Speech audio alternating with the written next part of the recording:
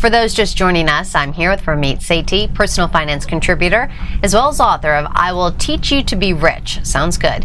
In our last block, we got some great tips on how to get rich by automating our accounts. Now, Ramit is going to answer questions submitted by our viewers. Are you ready? I'm ready. All right, here we go. Our first question comes from Erin of Lansing, Michigan. She writes, how can we automate our money as you suggest, pay all bills once a month, etc., in a two-income household where each spouse gets paid twice a month? Therefore, money is coming in at 4 different times every month. What's an easy way to get started with automating finances under this circumstance? And I'm sure this applies to a lot of couples out there. Yes, this is a great question. Okay, so, I outlined some general strategies for paying when you have different types of income coming in, but this is particularly challenging because you've got 4 different ones. Here's how you want to think about it.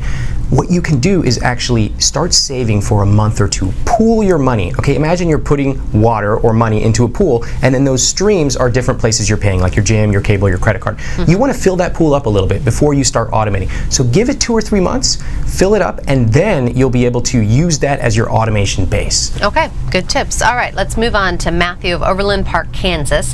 He writes, I have a car that I've been making payments on for a little over a year, and I want to get something else. Is it a good idea to trade it in when making another purchase? I'm curious what your take is on this.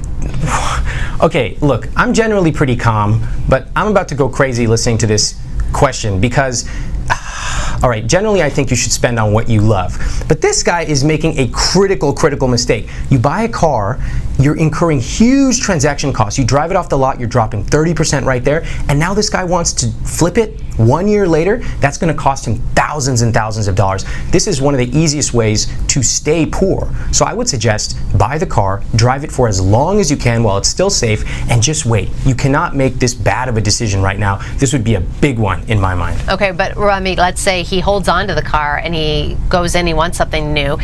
Do you suggest always trading your car in? You can trade it in or you can do a private sale. Either way, I'd recommend you go to the dealer and you say, how much will I get for this? And then you list it on Craigslist and see what you would get there. And then you decide which one makes sense for you. Okay. Now, Robert of Farmingdale, New Jersey sent in this question asking, I am 54 years old, have no savings account, no retirement fund. I do not own a home, and my company just had its 3rd layoff in less than a year. They've also cut our work hours by 20%. My question is, will Social Security be there when it's time for me to retire? And I'm sure that's on a lot of people's minds. Yeah, this is a very tough one, and I know how tough it can be out there. A couple things I would think about. First of all, in general, Social Security will very likely be there for you.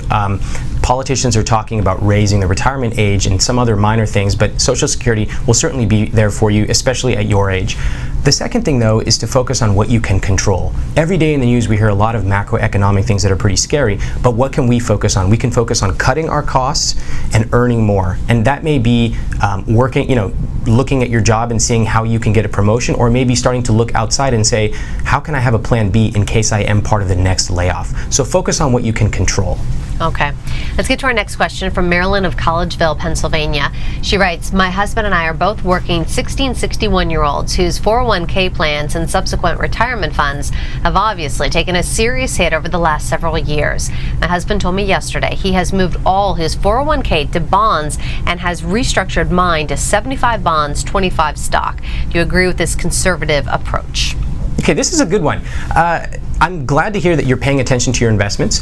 In general, yes, you should be more conservative as you get older. And at your age, it's great to start thinking about how to dial down and be more conservative. However, you don't just randomly want to pick 75-25. Your asset allocation, or in other words, your pie chart of where your investments go, there are some well understood numbers for where you should invest and how you should invest at your age. So this is what you want to do. Go into Google and search for asset allocation by age. And it will recommend to you at your age, how should you have split your investments. Oh, that's interesting. So it'll break it down for you entirely. That's right, it will. Okay. And finally, Kim of San Diego, California writes, I have a credit balance with American Express of $4,500. I had a $9,000 credit line with them.